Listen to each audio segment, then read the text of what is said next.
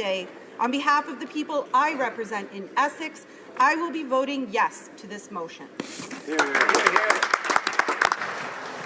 Thank you. Seeing that it's 2 o'clock, the honourable member for Essex will have 5 minutes. We'll continue with the question period. And what the honourable member for Essex will have 5 minutes of questions and comments after question period. Maintenant, déclaration des députés. Statements by members. Le député de Repentigny. The honourable member for Repentigny. Mr. Speaker, Monday was a dark day for freedom of expression in Canada, a right which is, however, protected in both the Quebec and Canadian Charter. When the motion was adopted on the nonviolent BDS campaign, I was very surprised to see the Liberals fall right in to the treacherous trap set by their Conservative adversaries. We already know that there will be other traps of this type. At present, all we can do is deplore the fact that the Liberal members have decided to continue the policy of the previous government instead of seeking to build bridges by calling for strengthened dialogue. It's certainly not by condemning a peaceful campaign that the Liberals will achieve that. In the Bloc Québécois, it is clear we have chosen our side. Peace. Aurora.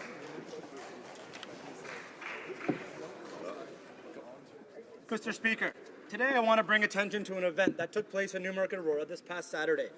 Newmarket's In From the Cold, a local organization that serves people who are homeless or at risk of homelessness, held its annual Coldest Night of the Year walk. On this night, local residents and volunteers walked for the homeless, hungry, and hurting in our community. I was proud to play a small role in the event this past Saturday by taking part in the walk with a great team. This annual walk impacts hundreds of lives in a positive way, helping many Canadians who are struggling. This year, I am proud to announce that Newmarket's Coldest Night of the Year walk raised over $63,000, almost double the original goal of $35,000. Newmarket ranked in the top 10 of all of Canada.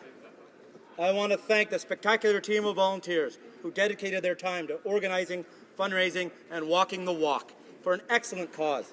They serve as a prime example of the fantastic people and organizations found in Newmarket, Aurora. Thank you, Mr. Speaker. The honourable member for Barrie, Springwater, Oro-Medonte. Thank you, Mr. Speaker. As most of us know, this is Black History Month. 200 years ago, Canada was the final destination for over 30,000 oppressed people fleeing slavery on the Underground Railroad. In Canada, one of the major destinations was the township of Oro-Medonte, where they were given land to farm in the 1840s. The settlers built the Oro African Church on the third line of Oro-Medonte soon after their arrival. It stands today as a National Heritage Site for being the oldest African church standing in North America. Thanks to the leadership of the Township of Oro-Medonte, the MP for Simcoe North, and many local residents, over $400,000 has been raised to restore this national treasure. This includes $90,000 in crowdfunding and a contribution from the former government of $78,000. Restoration is projected to be completed this summer and reopened to help reorganize our collective history and educate those in our community. On behalf of the people of Barrie, Springwater, Oro-Medonte, I would like to congratulate on this success. Hear, hear. The honourable member for Vimy. Mr. Speaker, Canada continues to shine as a beacon of hope for Syrian refugees. The newly formed riding of Vimy and Laval, that I proudly represent, has welcomed with open arms many grateful families seeking to escape conflict from half a world away. I was honored to personally greet some of them at the Pierre Elliott Trudeau Airport on New Year's Day and hope to welcome many more to a new life of peace and stability. Sa Sainteté le Pape François a nommé Son Excellence. There is a new Catholic évêque that will be put in place in Vimy. This is an important event for the riding. Canada's contribution to this important event has not gone unnoticed, and I'm very happy to work alongside these other workers to welcome Syrian refugees to Vimy. Honourable member for Edmonton Strathcona. Many support the inquiry on missing and murdered Indigenous women and welcome the government's pledge to address the 94 TRC recommendations. I was recently reminded of the immediate need for action on both. I met Kirsten at a beautifully painted teepee at an Edmonton Winter Festival. On entering the teepee, I was overwhelmed by the aroma of spruce boughs, then invited to join Indigenous youth reclining on buffalo hides. They told me about their backgrounds in the program Moving the Mountain. Kirsten proudly led me to the teepee she was building adjacent to a moose hide she had stretched. Left with such a strong feeling of hopefulness, I decided to find out more. Moving the Mountain, initiated by Edmonton's iHuman Society, is now hosted by the University of Alberta. It directly supports Indigenous girls and young women wishing to escape homelessness, addictions, and abuse, providing a safe place to learn and seek alternative paths. These next-gen victims of residential schools deserve our support now. I'll be looking to the March budget for expanded support for concrete programs to deliver a ray of hope to these young women and others like them. The honourable member for Brampton East. Mr. Speaker, I rise in the House today to welcome grade 5 students and teachers from Khalsa Community School in Brampton to Parliament Hill. Khalsa School was founded in 1995 by Principal Ripshottam Singh Garewal. The school's philosophy is not only to educate our youth, but also develop a strong sense of civic engagement. Mr. Speaker, these students are our future leaders and will be the foundation for an ever more engaged Canada at home and abroad. They are in Ottawa to watch question period today, to learn how government works, and to participate in a meet and greet with a few of my honourable colleagues later on. Although these young minds are in Ottawa today as students on a field trip, I have no doubt that with the education they receive at Khalsa School, many of them will go on to be CEOs, lawyers, doctors and engineers, members of Parliament, and even a future Prime Minister. Welcome to Ottawa, Khalsa School. Thank you, Mr. Speaker.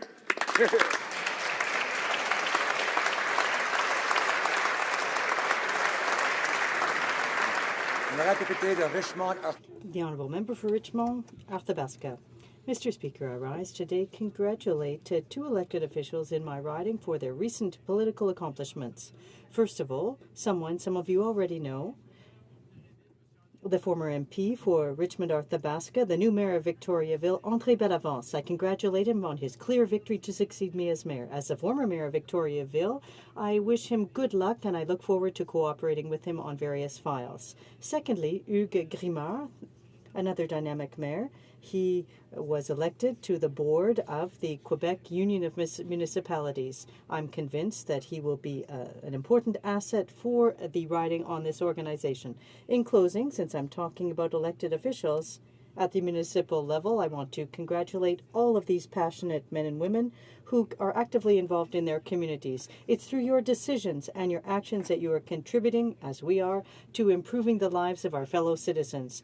Thank you and congratulations on your commitment to the people of our region. The Honourable Member for Avignon, La Métis, Matane, Matapédia. Mr. Speaker, the economic situation in my riding is very difficult.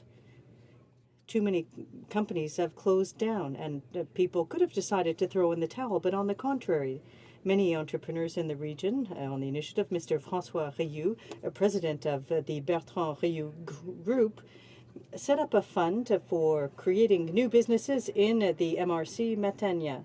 These 60 entrepreneurs brought in more than $300,000 in funding, and the economic it's important, in fact, to show positive leadership to the community and to help kickstart the economy in our municipality, like Mr. Rioux is doing. We have ambitions for our region. The community is prepared to collaborate and to actively get involved in kickstarting the economy. I count on our government to support this initiative that will create long-term jobs. I salute to Mr. Rioux for this initiative. This is a concrete example of work that's creating an environment that is conducive to economic recovery. For Etobicoke Centre. Mr. Speaker, I rise in honor of the late Boris Nemtsov. When one looks at his photos, you see a man who had a twinkle in his eye, a love of life. However, he had an even greater love, the Russian people. And for this love, he was a fearless fighter for their dignity, for their rights. A year ago, it was peculiar that Boris Nemtsov was not being arrested despite his harshest to-date criticism of Putin's kleptocratic dictatorship and war of aggression against Ukraine. Arrests were not working in Boris's case. Bullets would send a clear message. The Kremlin was chosen as the kill zone, the most unlikely place for an assassination unless the professional killers felt protected. Afterwards, investigators committed the indignity of partially undressing Boris's corpse while filming live for Russian TV with the Kremlin as a backdrop. A gruesome message to what remains of Russia's democratic opposition from a psychopathic killer. This weekend in Russia, people will remember, Герої не умирають.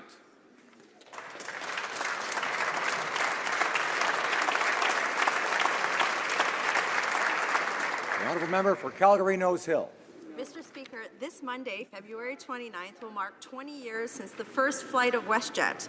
From its origins with 3 used aircrafts, 225 employees, and 5 destinations, WestJet has grown into 2 decades to be North America's 9th largest airline by passengers carried.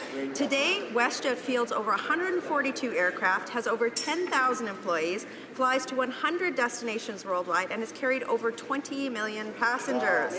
This company also strives to excel in efficient and clean technology and has significant social investments across communities across our country. WestJet is a Canadian success story, using a unique business model to expand and thrive and create jobs across Canada. I would like to congratulate this Calgary-based company, which has demonstrated that success comes from innovation, ideas, and hard work. And since the debate has been over 4 hours in this place, I'd like to remind my colleagues that the exits are here. The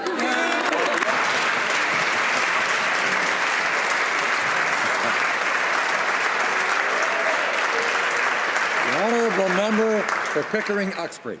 Thank you, Mr. Speaker. This week we learned of the stabbing incident in Pickering at Dumbarton High School. As a graduate of Dumbarton, I extended my heartfelt concern for the students, teachers, and community.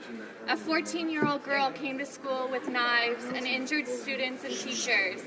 Thankfully, no one was fatally injured. The incident could have been far worse if not for the bravery and quick action of the students and teachers.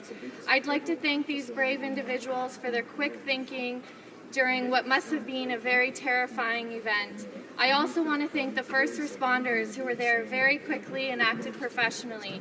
I'm extremely proud of the way everyone involved has reacted to such an unnerving event. My thoughts are with the victims, and I know I speak for everyone in this House when I wish them a full and speedy recovery.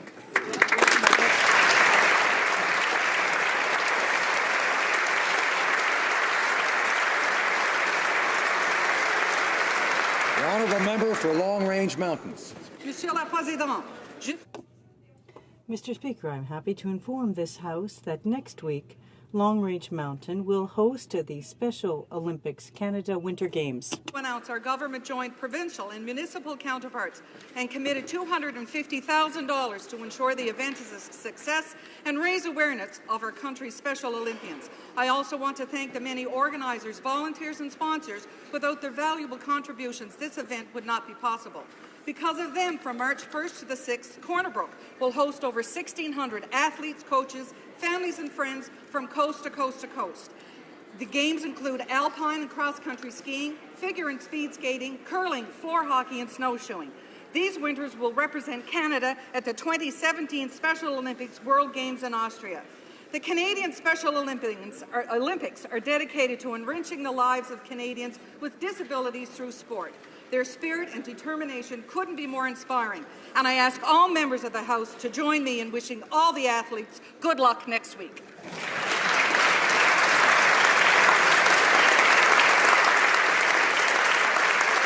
The member for Lanark, Frontenac, Kingston. Mr. Speaker, in June last year, I pointed out to the House that over 300 lives could be saved every year if defibrillators were installed in all 5,600 RCMP cruisers at a cost of $10 million. I calculated this as follows. For over a decade, the Ottawa Police Service has had a defibrillator in each cruiser. In each of the past 2 years, an average of 1 life has been saved for every 17 installed defibrillators. Multiply 17 by 5,600 RCMP cruisers, and it adds up to 320 lives saved each and every year. I'm not the only person who understands this. In 2013, the President Minister of Public Safety presented a private member's motion M446, which called for defibrillators to be installed in all RCMP cruisers. He is now the Minister in charge of the RCMP. I ask him to follow through on M446. If he does so a year from now, that will be better than nothing. But if he does so today, the lives of 320 Canadians who will otherwise be dead a year from now will be saved. Thank you. Honourable member for Glengarry, Prescott Russell. Mr. Speaker, I want to congratulate the province of Ontario and Premier Kathleen Wynne for Monday's apology to Franco-Ontarians. Through this historic gesture, Ms. Wynne acknowledged that Ontario had violated the rights of the Franco-Ontarian community and threatened its long-term survival. I want to pay tribute to the hundreds of thousands of Franco-Ontarians for their resistance who continue to fight and teach in French and transmit their language to their children. Today, the Franco-Ontarian community is flourishing and has more than 600,000 members, hundreds of community organizations, and scores of cultural institutions. Recognizing mistakes of the past is an important step towards a greater appreciation for our two official languages from sea to sea to sea. Canada, in its entirety, can be proud of the contribution made by the Franco-Ontarian community to our vitality and our identity.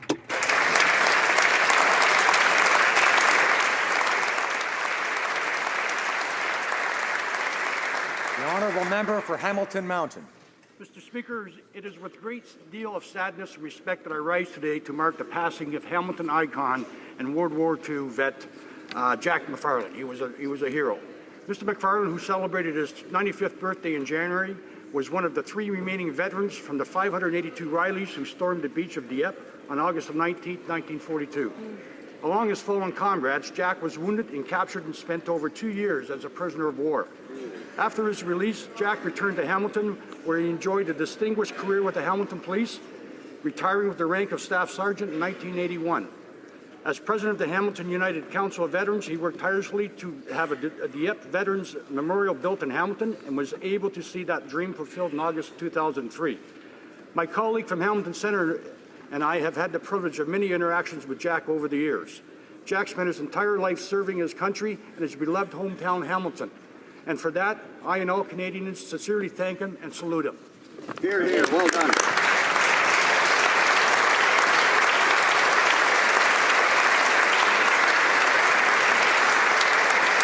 The honourable member for Lakeland.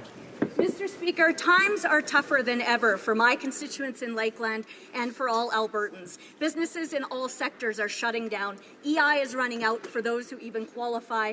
Food banks are packed. People are losing their homes, in some drastic situations taking their lives. People move to Alberta or commute from other provinces to work and to live their dreams, and now they're living a nightmare. That hard work has provided more than $200 billion over the last decade to increase the standard of living for every person in every community across Canada. Chris Timbury is a recently laid off young father from Nova Scotia.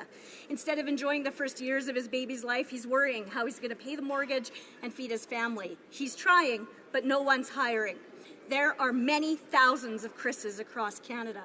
Mr. Speaker, government members show much compassion about people struggling in other ways, but when it's about Alberta and energy job losses, it's meaningless robotic talking points, no plan, and hang in there. Shame. The honourable member for Willowdale. Mr. Speaker, I'd like to take this opportunity to bring to the attention of the House a matter of great pride to many of my constituents in Willowdale and indeed to the Korean-Canadian community in general. Next Tuesday, March 1st, marks the 97th anniversary of the dawn of the March 1st movement, also referred to as Sam-il or the Man-Say demonstrations. The March 1st movement marks an important milestone in the Korean independence movement. On this day, we pause not only to remember the ideals articulated in the Korean Declaration of Independence, but to celebrate Korean independence and the Korean-Canadian community. One can only marvel at how far the Republic of Korea has come since then, positioning itself as one of the world's most advanced and innovative societies and a beacon to the rest of the free world.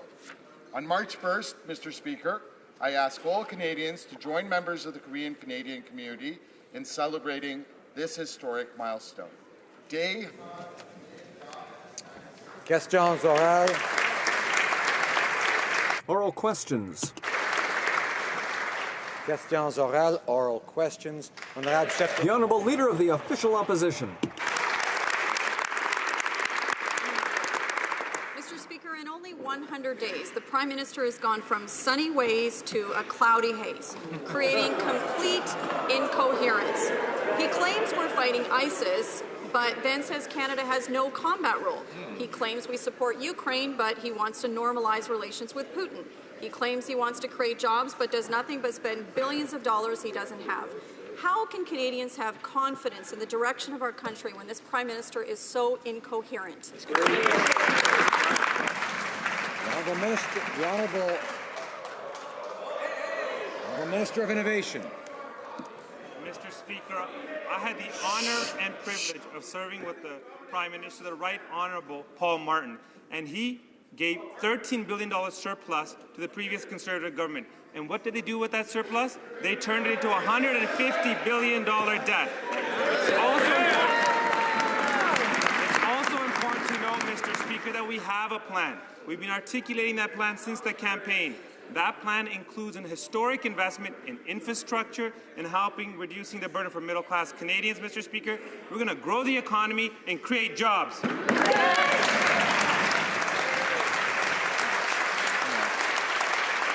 Honourable Leader of the Opposition. Actually, Mr. Speaker, Canadians didn't vote for this. During the campaign, the Liberals promised Canadians that they would cap their borrowing at $10 billion, and the Liberals have broken their promise. Now we've learned that they're borrowing $30 billion. And next week's numbers, who knows? Mr. Speaker, after the Conservatives left the Prime Minister's surplus, why is he borrowing money that he doesn't have on a recession we're not in with no plan to pay it back? That's right. The Honourable Minister of Innovation. Mr. Speaker, we have a plan, and we're very committed to that plan. That plan is to make sure not only do we help small businesses, not only do we help the economy grow, but we have an innovation plan that will make us more productive, that will make us more competitive. And that is why many businesses from across this country are supporting our plan, because they understand that we're making key investments to grow the economy, to create jobs. Not only investing in infrastructure and helping the middle class, the Canada Child Benefit will help hundreds of thousands of Canadians out of poverty, Mr. Speaker. We have a plan, and we're going to remain committed to that plan. The Honourable Leader of the Opposition. Well, looking forward to Mr. Speaker. Mr. Speaker, the Prime Minister has broken yet another promise. He said provinces would decide if they wanted a carbon tax. But now he's going to impose a carbon tax on every province, whether they want one or not. Canadians are already struggling, so why is the Prime Minister piling on more taxes when they fill up their cars and heat their homes? Please. The Honourable Minister of Environment. Thank you, Mr. Speaker. We were very clear when we were elected that we were going to take real action to tackle climate change, unlike the previous government. But don't just take it from me that a carbon tax is the most efficient way to tackle emissions. Suncor CEO, we think climate change is happening. We think a broad-based carbon price is the right answer. Someone else the Conservative Party might remember, well-known Conservative Preston Manning, who said that he wholeheartedly supports carbon pricing. We're going to take action because it's the right thing to do.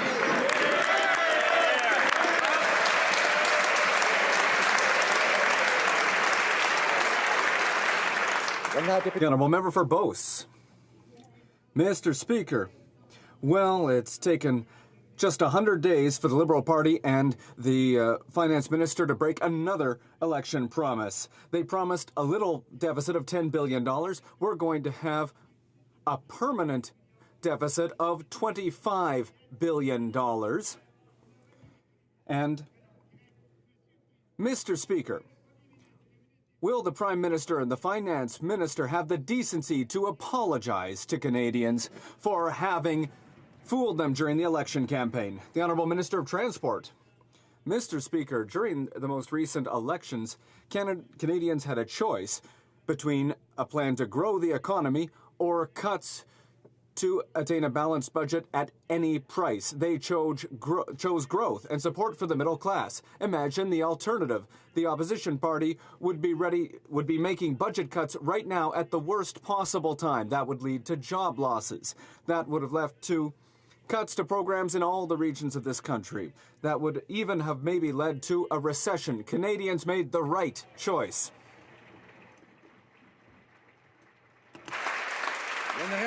The Honourable Member for Beauce. Mr. Speaker, it's clear that their plan is to make Canadians afraid. Their plan was to spend $10 billion. Now it's more than $10 billion. They want to spend and bring up Canadians' debt, even though household debt is already at 160% of income. The credit card is maxed out. It's not time to put Canadians deeper in debt. And how is putting Canadians even deeper in debt going to create wealth? The Honourable Minister of Transport. Mr. Speaker, after years and years of low growth, our government has a completely different approach from that of the Conservatives when it comes to managing the Canadian economy. We are aware that many Canadians are going through a difficult time because of the recent economic slowdown. This economic slowdown means that our plan is more important than ever. We will stimulate the economy. We will create jobs. We will put Canada back on the right track. Thank you, Mr. Speaker. The Honourable Member for Timmins, James Bay. Mr. Speaker, we lost another young person in Moose Factory this week. That brings the number of over 600 young people who've killed themselves or tried to kill themselves in the northern part of my riding since 2009, and requests for suicide and depression counseling are regularly turned down by government. This week, Mushkegowuk and Anishinaabe Nation declared a state of emergency. They need action now. I'm asking the government, will they meet with the leaders, Jonathan Solomon, Isidore Day, Alvin Fiddler, and commit to a comprehensive plan to end this systemic discrimination? Here. The Honourable Minister of Social Development. I thank the Member of Parliament for his dedication and his interest in this important topic. Our government acknowledges the scope and seriousness of the health and mental health issues faced by our Northern Ontario communities and elsewhere in Canada. Federal, provincial and First Nations partners are working strongly together to address these complex issues of mental illness and suicide, addictions, chronic disease, and improving access to quality health care needed by everyone in Canada, and in particular by our Indigenous communities.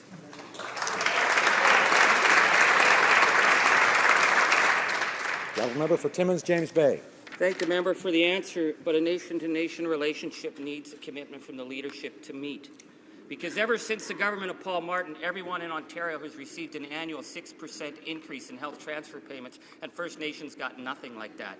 But what they do have are the highest rheumatic fever rates in the world, Hep C, a suicide pandemic, children with parasite bacteria infections. So I'm asking this government, what commitment will they make to close that gap in the coming budget for healthcare, and why will they not meet with the leadership now and commit to ending this discrimination once and for all? Hear, hear. The Honourable Minister of Social Development. Mr. Speaker, I thank again the Honourable Member for his sensitivity to this very important issue.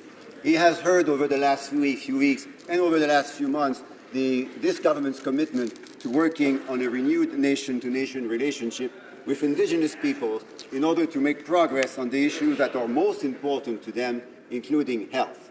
Our government is again working with our partners everywhere in Canada, including provincial, territorial governments, to provide effective, sustainable and inclusive services for our Indigenous communities. Thank you, Mr. Speaker. The Honourable Member for Hochelaga. Mr. Speaker, far too many of our fellow citizens on First Nations live in terrible conditions. The current crisis in Northern Ontario is just the most recent example. This is unacceptable and intolerable. We have the duty to help them and to repair decades, even centuries of injustice. Will the government commit in the next budget to fund health care services for First Nations at the same level as those of other Canadians? The Honourable Minister of Social Development. Thank you, Mr. Speaker, and I'd like to thank the colleague for her intervention. I recognize her sensitivity to a very important need for our Aboriginal communities. Our government, as you know, recognizes the importance of the physical and mental health issues that our First Nations communities are facing in Northern Ontario and across Canada. Our government is working closely with the provinces and territories, municipalities, and First Nations to improve in a very major and serious way living conditions in Aboriginal communities. Thank you, Mr. Speaker. The Honourable Member for Hochelaga. Mr. Speaker, the former Chief of Staff of the previous Conservative Prime Minister, the former Privy Council leader, unions, students groups, and others are asking the government to put in place a new mode of proportional representation. The Prime Minister committed to that in the October 2015 election, but since then, nothing. The NDP has called for the creation of a committee that would include all of the parties that elected members in the most recent elections. Will the Minister accept my proposal to finally act without partisanship? And the Minister of Democratic Institutions. Mr. Speaker, we are pleased to see an emerging consensus on this issue where even our Conservative colleagues agree that the status quo must end. We look forward to engaging in a meaningful conversation with Canadians that ensures that all voices are heard. The Honourable Member for Milton.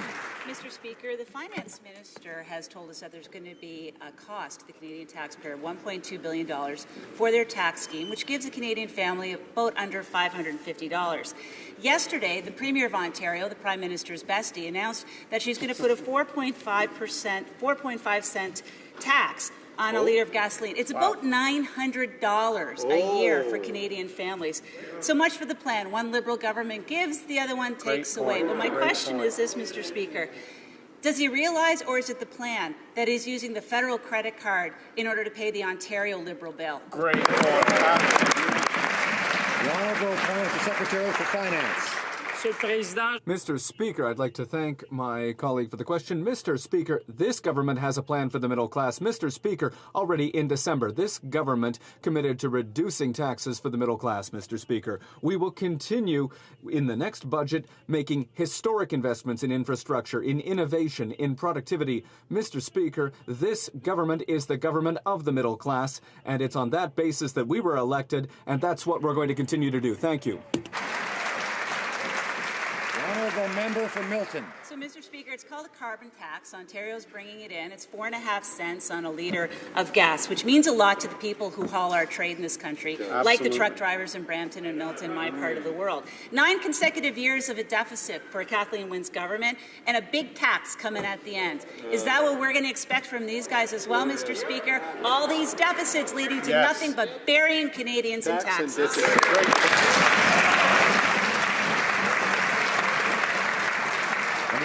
Honourable Parliamentary Secretary to the Minister of Finance.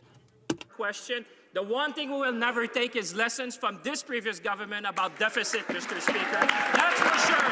Let me tell you that. Mr. Speaker, we have a plan to invest in the economy, and that's exactly what we're going to do.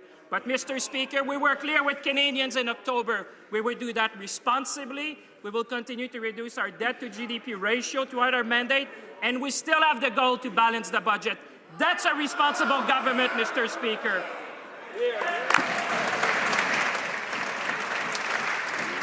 The Honourable Member for Mégantic-L'Érable.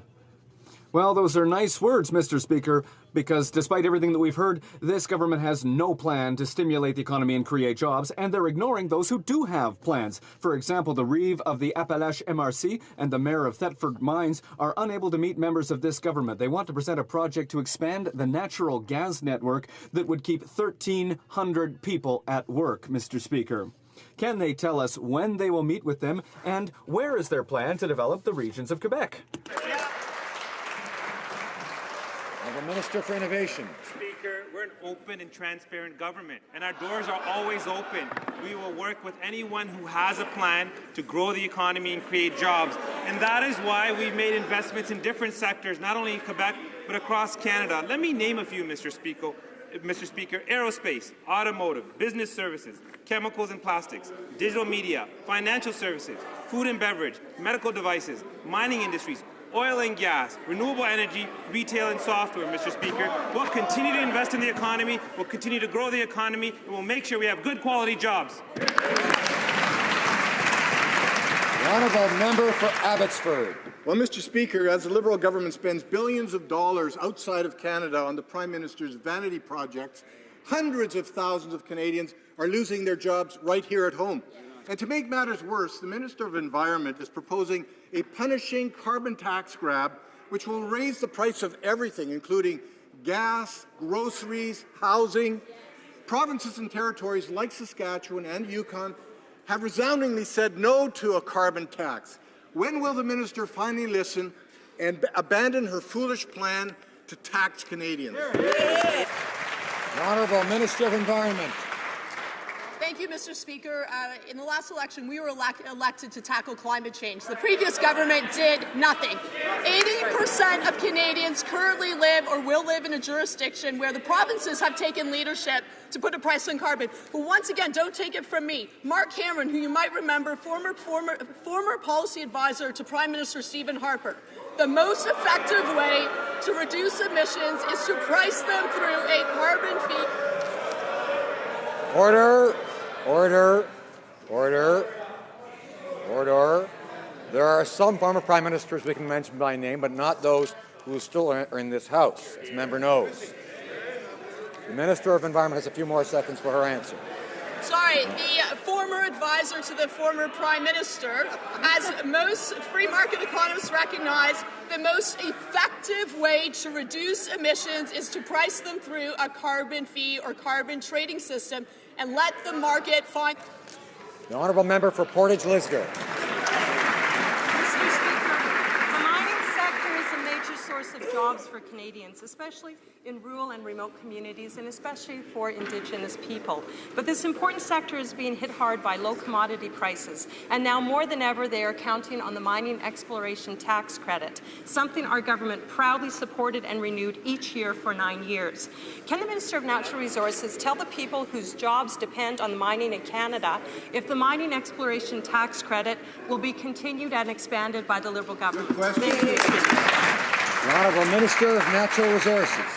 Mr. Speaker, you can imagine how warmly I welcome a question on the mining industry and how much I'm looking forward to an upcoming meeting in Toronto to meet with the prospectors and developers and with Canadian companies who are leading on the global stage, particularly on sustainable practices in mining.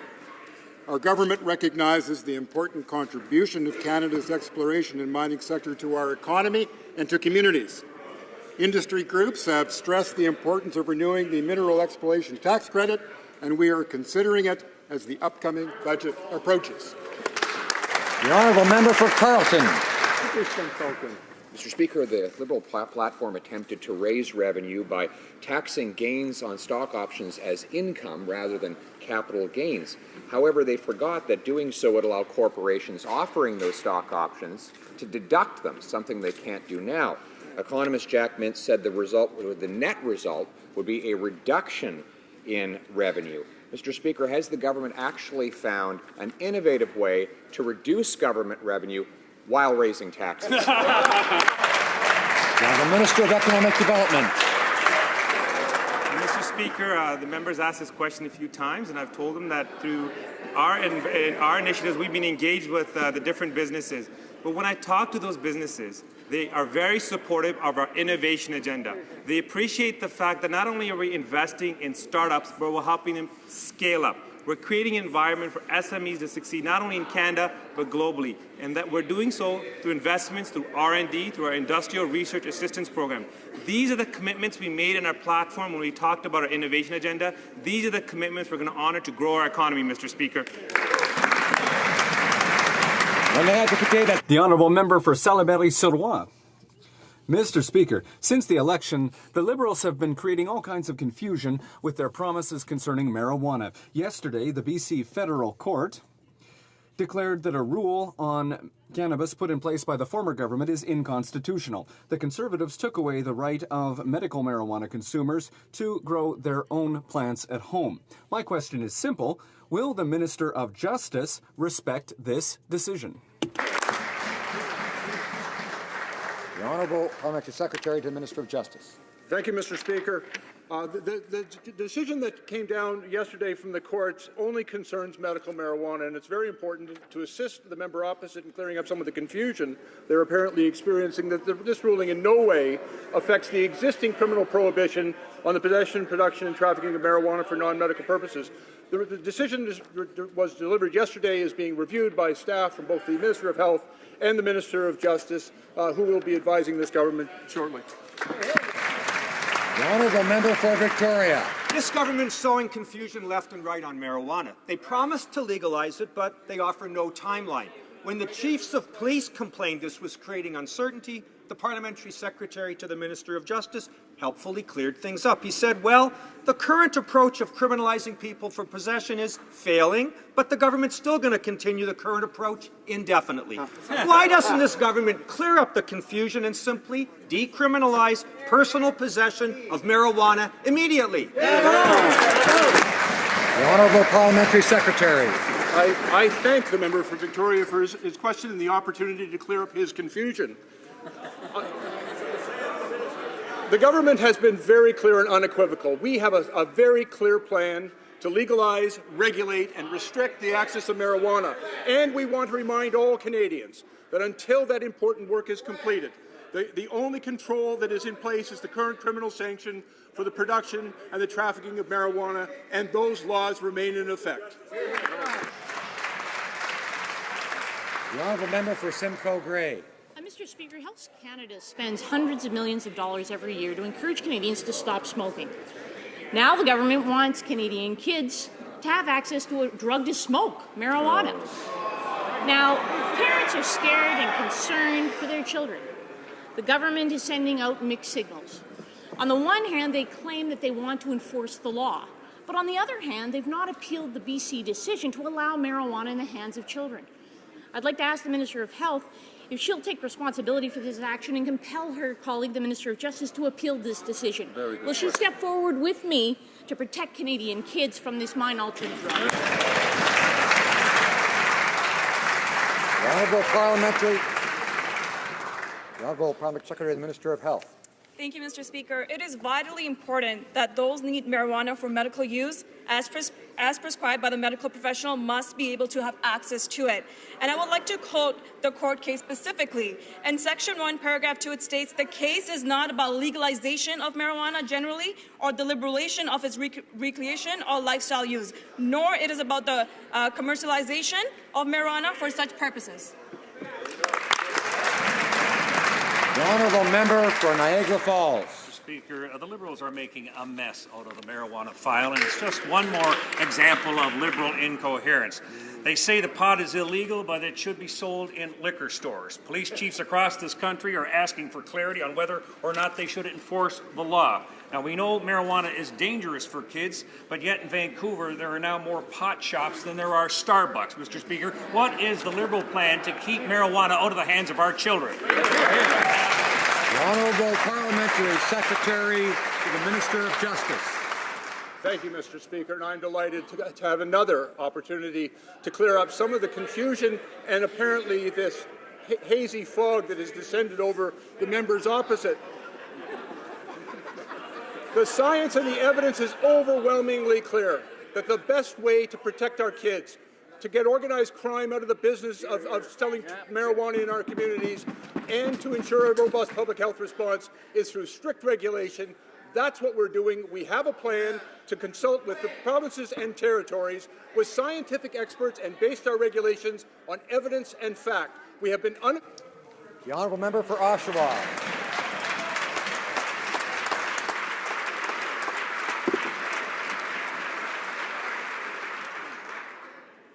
Mr. Speaker, seniors are among Canada's most important groups. They've helped shape our country, build our country, but those suffering near the end of their lives and with dementia are some of the most vulnerable. The Liberal doctor-assisted suicide plan will put our seniors at risk, especially seniors with dementia. Mr. Speaker, why is the Minister of Health doing nothing to protect our vulnerable seniors? The Honourable Parliamentary Secretary, the Minister of Health. Thank you, Mr. Speaker. First of all, I would like to thank the members of the committee for their dedication in consulting with Canadians and key stakeholders on this complex issue. This is something that is extremely important and deeply personal to every Canadian. We will be examining this report closely as the government crafts an appropriate legislative response to the Supreme Court of Canada's ruling and the Carter versus Canada case. Thank you. The Honourable Member for Louis Saint Laurent.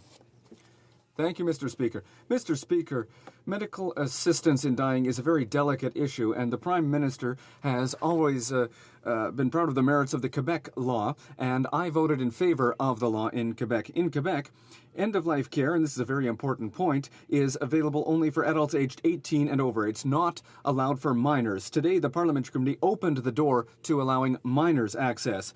The question is simple. Will the government open the door to medical assistance in dying for minors? Honourable Parliamentary Secretary to the Minister of Justice. Thank you, Mr. Speaker, and I'd like to thank the member for the question, but also for his work on the committee. The committee's work is very, very important, and it will be very important in the process that we will follow in trying to find the right balance between personal dignity, the rights of doctors and nurses. There are many other steps to follow. The debate here, the debate in committee, and the debate in the Senate. There will be many opportunities to debate this. Mr. Speaker, during the election, the Prime Minister accused the Conservatives of being, quote, unreasonably or unhealthily attached to the F-35. But now it seems it's the Liberals who are unreasonably and unhealthily attached to the F-35. Why is this government spending $45 million taxpayer dollars to remain in the Joint Strike Fighter program if it isn't going to buy the aircraft? Or are the Liberals about to break another promise? The Honourable Minister of National Defence. Mr. Speaker, I thank the member for the question. To be part of the program, as the member knows, the previous government, the industrial benefits that it also brings. But while our government remains in the partnership with this program, it does not commit Canada to buy the F-35. Thank you, Mr. Speaker. The Honourable Member for Laurier-Sainte-Marie. Mr. Speaker, during the election campaign, the leader of the Liberal Party was categorical. If he was elected, Canada will not buy the F-35 stealth fighters. Now we learn that the government is preparing to pay out $45 million in order to continue its participation in the F-35 Joint Strike Fighter program. I'd like to understand, why is the minister spending our money for F-35s that he doesn't want to buy? For National Defence. Mr. Speaker, I think I answered that question just earlier, is that being part of this program, it brings industrial benefits for Canadian companies, and being part of this program, it does not commit Canada to buy the F-35. Thank you, Mr. Speaker. The Honourable Member for Surrey Centre. Mr. Speaker, seniors in my riding of Surrey Centre who rely wholly on old age security and are struggling to make ends meet have not received an increase in their old age security in years. They're wondering if the Government of Canada plans to provide any relief. Will the Minister of Family and Social Development update this House on this government's efforts in helping to provide seniors the much-needed assistance? Minister of Family and Social Development. Thank you, Mr. Speaker. I thank sincerely the member for his very important question. I am delighted to remind the House that this government is committed to providing seniors with a very secure retirement. We will restore to 65 the age of eligibility to old age security,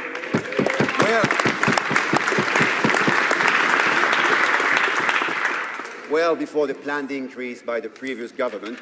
This will put an average of $13,000 back into the pockets of our most vulnerable seniors, and will ensure that our seniors stay out of poverty. The Honourable Member for Lévis-Lotbinière. Mr. Speaker, with every passing day we realize how difficult it is to get answers from this government on ethics. Tuesday, once again, they avoided questions regarding the Minister of Justice and her husband, who's a lobbyist for the First Nations Finance Administration. We'll try again, Mr. Speaker.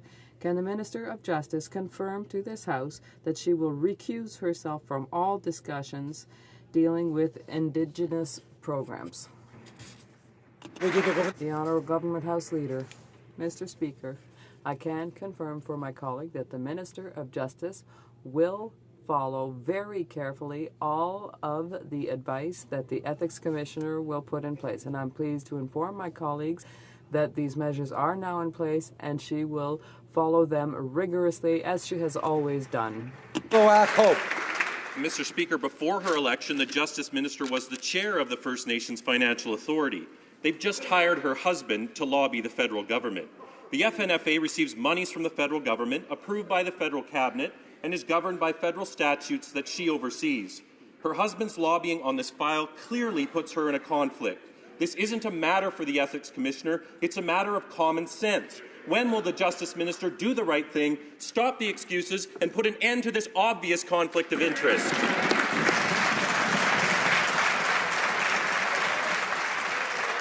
The Honourable Government House Leader. Mr. Speaker, what would be helpful if the members opposite put an end to the drive-by smears? What we've said from the beginning, Mr. Speaker, is the Minister of Justice proactively raised this issue with the Ethics Commissioner, as somebody of her high integrity should do. The Ethics Commissioner has now provided a structure and advice to avoid not only a conflict of interest, but the appearance of a conflict of interest, and that's the advice that she's always going to follow. The Honourable Member for Red Deer Lacombe. Well, thank you, Mr. Speaker. It's actually deeper than that. In fact, the Justice Minister was the chairman of the First Nations Financial Authority until she was elected and ascended into cabinet. Oh. As she stepped out, her husband stepped in as a lobbyist. How can the Liberals continue to defend this minister? The Honourable Government House Leader. Mr. Speaker, we're going to proudly continue to defend a minister of such outstanding integrity. The member is clearly struggling with a very basic concept. When an issue like this arises, the appropriate thing to do is to ask the Ethics Commissioner, an independent officer of this Parliament, for her advice and to follow that advice. It's something that the member opposite is struggling with, and I would advise him, as I did earlier this week, to meet with her, and she could explain to him how it actually works. The Honourable Member for Red Deer Lacombe. Well, Mr. Speaker, the cozy ties between the Government House Leader and the Irving family run very deep. Yes, they do. We now know that the Government House Leader appointed his good friend Kevin Fram as senior advisor in his office. Oh. Conveniently, just a few short days after, Mr. Fram was lobbied by Irving. When it comes to dealing with the Irving family, it's clear to everyone that the Government House Leader's so-called ethical screen is full of holes. How is this not clear to the House Leader? The Honourable Minister of Fisheries. Thank you, Mr. Speaker. Mr. Speaker, the member opposite seems to be a fan of Phoebe Gilman's book, Something from Nothing. Yes. The first 100 days of my mandate, I was very busy, Mr. Speaker. I traveled from coast to coast to coast and had meetings with many key stakeholders. These individuals included provincial and territorial ministers, Indigenous leaders, conservation and fisheries stakeholders, as well as industry. Mr. Speaker, at the time of these meetings, this fine individual was a public servant for my department and was attending these meetings as my acting chief. The Honourable Member for Windsor West. Thank you, Mr. Speaker. Canada's inflation rate rose 2% in January, the highest rate increases in more than 2 years. Gas prices were the biggest contributor to this raise. Even the Bank of Canada has noted that falling oil prices haven't been matched by lower prices at the pump. The government has a role in preventing price fixing and collusion. So will the Liberals agree with our proposal for an oil and gas price ombudsman and a petroleum monitoring agency like they have before so that we can finally end this gouging at the pumps? The Honourable Minister of Economic Development. Mr. Speaker, I'd like to thank the member for his thoughtful question. This is a concern that during the campaign, when we're knocking on doors, we heard from different constituents. I look forward to working with the member opposite to finding a solution to make sure that consumers do not get gouged, that we make sure that we have a fair process, a competitive process, where consumers have good choices to make, and I look forward to finding a solution with the member opposite. The Honourable Member for North Island, Powell River. Mr. Speaker, just last week, the Fisheries Committee approved a study on the imminent closure of the Comox MCTS. Yet the minister seems to have already made up his mind. By implementing the Conservatives' reckless policy on closing MCTS centres, this Liberal government is putting the safety of boaters, shipping, and the environment at risk. Will the minister do the responsible thing and wait for the findings of the committee before deciding on the future of this vital centre? Honourable Minister of Fisheries. Thank you, Mr. Speaker. Mr. Speaker, as I said many times, the Canadian Coast Guard has modernized its Marine Communications and Traffic Services Centre with 21st technology. We are moving forward with that plan. That equipment is working. And the committee will do its work, and I look forward. I'm sure that they'll come to the same conclusions that we have, that this system is working and the coverage is exactly the same as it was before. Thank you, Mr. Speaker. The Honourable Member for Elgin, Middlesex, London. Mr. Speaker, it's worse than just one meeting. The government's House Leader's new advisor isn't really new at all, especially when it comes to dealing with the Irving family. Kevin Fram has already been in hot water for trips he accepted to the Irving Fish Camp. Now he's working for the senior New Brunswick minister who's supposed to have no dealings with the Irvings at all. Mr. Speaker, how can this minister have an ethical screen for the Irvings when both he and his senior staff are so closely tied to them? The Honourable Minister of Fisheries. Thank you, Mr. Speaker. Thank you, Mr. Speaker. It's another fan of Phoebe Gilman's book, Something from Nothing, on the other side there. Mr. Speaker, these two meetings, I attended one of these meetings on the 17th of January with Mr. Fram, and it involved a not-for-profit organization called CAST, or Collaboration for Atlantic Salmon Tomorrow. The other meeting, Mr. Speaker, involving my acting chief of staff, Mr. Fram, was on January 20th, where it was a high-level meeting on shipbuilding that I asked him to attend on my behalf because I was in meetings in Quebec City. Thank you, Mr. Speaker. Honourable Member for Charlebourg-Saint-Charles. Mr. Speaker, we already knew that the government invents a new phase of their plan to fight against ISIL every day. This plan is scattered from Lebanon to Jordan and Syria to Iraq. Yesterday in the Senate, the Minister of Defense stated that this war plan now extends to Africa. Can the minister tell us in what country our soldiers will be fighting and how to justify that without the approval of Parliament? Defense. Mr. Speaker, as we clearly stated about our plan for mission in Iraq, it was not just to take it in Iraq itself, we were taking a regional process, and that's why it was a comprehensive plan. And my comments, I'm glad that the member listened to my statements in the Senate, because we would have realized that I was talking about that we will also always consult with our allies for the threats that are around the world. And that's exactly what we are doing right now, and we know a decision will be made. And when a time comes, we will always take an open and transparent process to consult Parliament and move forward with that. Thank you, Mr. Speaker. The Honourable Member for Charlebourg-Saint-Charles. Mr. Speaker, the Minister of Defence is a champion of improvisation.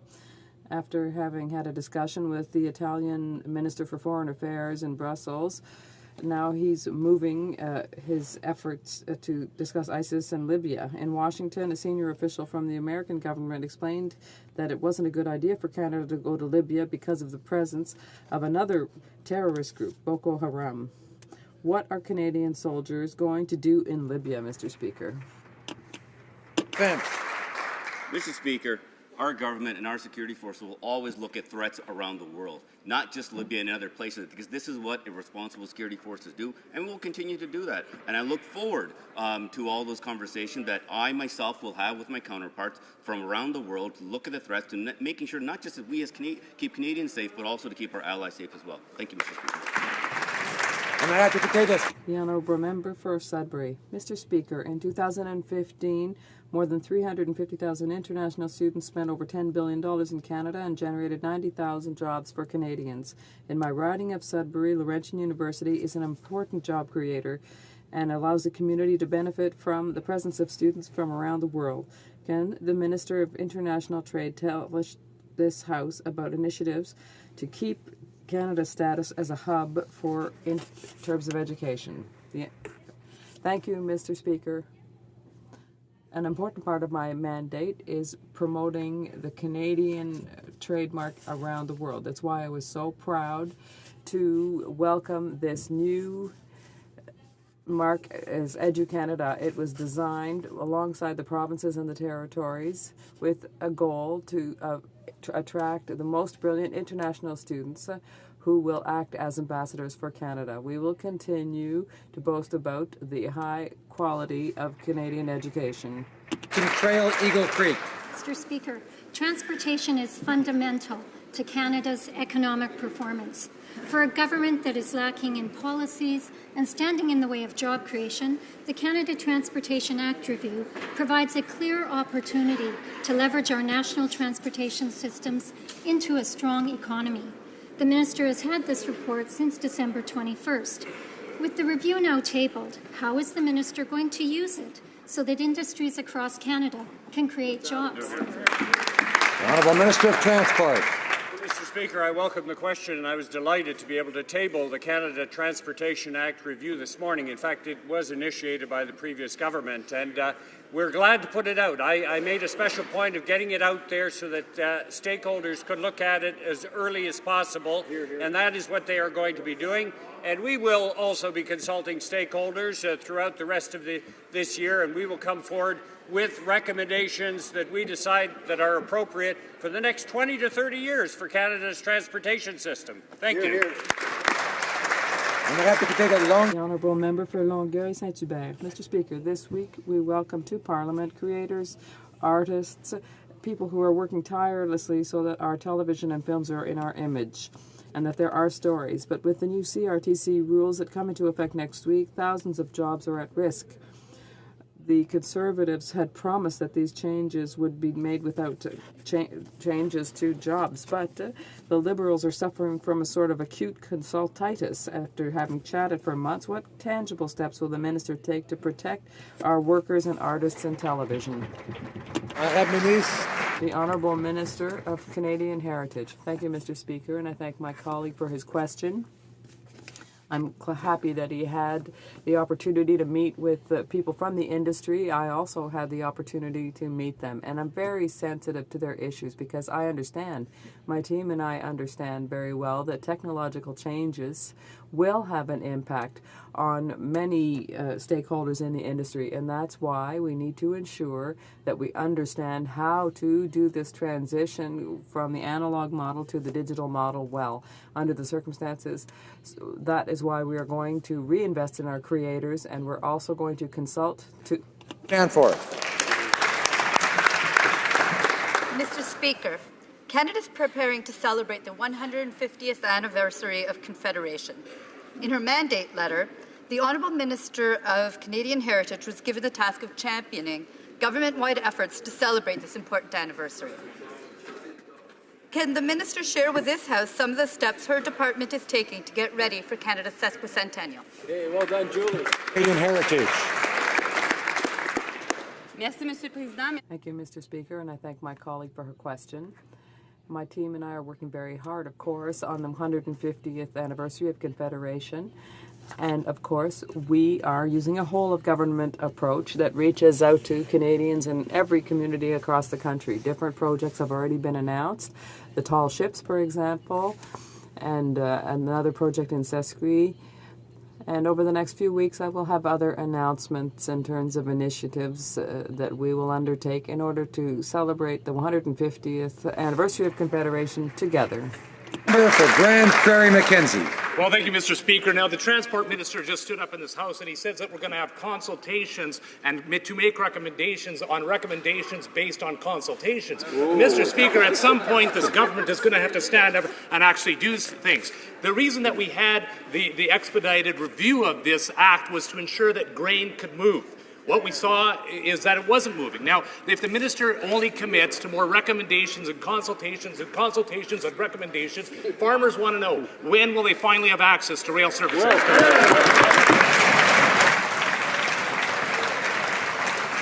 Honourable Minister of Transport. Well, my honourable colleague is a little bit confused, so let me clarify it for him.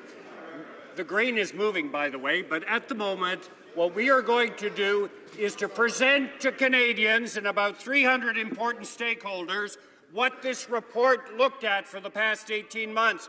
We will ask them what their opinion is, and we will make the decisions later on this year how to go forward on Canada's national transportation system. So stand by, it's coming soon. Thank you.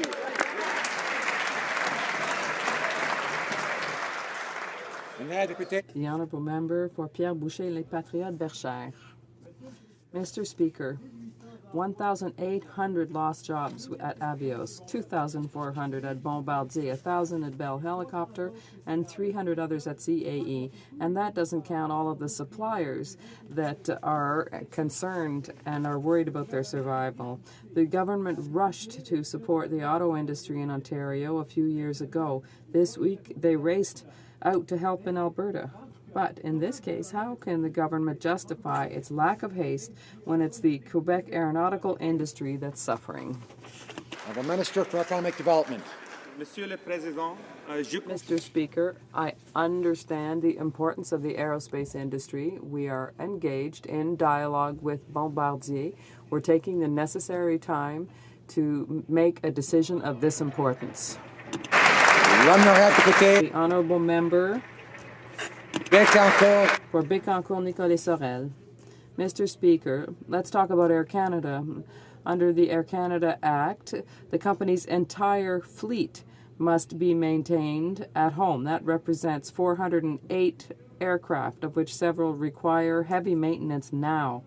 By changing the act, the minister wants to trade these guaranteed jobs for a hypothetical maintenance center that will take care of perhaps 45 planes, when they'll need to be fixed up in 10 years' time. Rather than repeating to us that this is a good piece of news, can the minister enforce the act that we have right now? The Honourable Minister of Transport.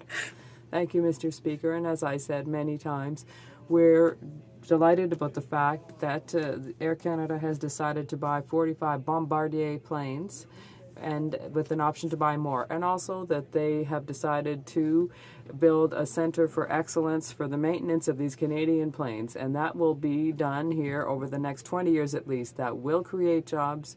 It's good for the aerospace industry, for Quebec. Quebec is delighted about it. Ottawa is delighted about it. We should applaud this initiative. I have a point of order for the Honourable Member for Battle River, Crowfoot. Yes, Mr. Speaker, thank you very much. I think it's obvious now that Canadians know when we're talking about our finances that they were better off with that Conservative government. The Department knows that they were better off with the Conservative government. The Fiscal Monitor shows it. Mr. Speaker, I would just like to be able to table the Fiscal Monitor that shows that we were better. Is there unanimous consent? I do not hear unanimous consent. I also have a point of order from the Honourable Member for Sherwood Park, Fort Saskatchewan. Mr. Speaker, I rise on a point of order concerning the report called the Special Joint Committee on Physician-Assisted Dying tabled earlier today. Page 3 of the report lists me as a member of the committee representing the House of Commons. I was not appointed a member of the committee. While I did attend virtually all of the committee's public hearings, as any member can, I was not part of the deliberations that resulted in the report, and I certainly do not endorse the content of the report, so I ask that the record be corrected. I thank the Honourable Member for making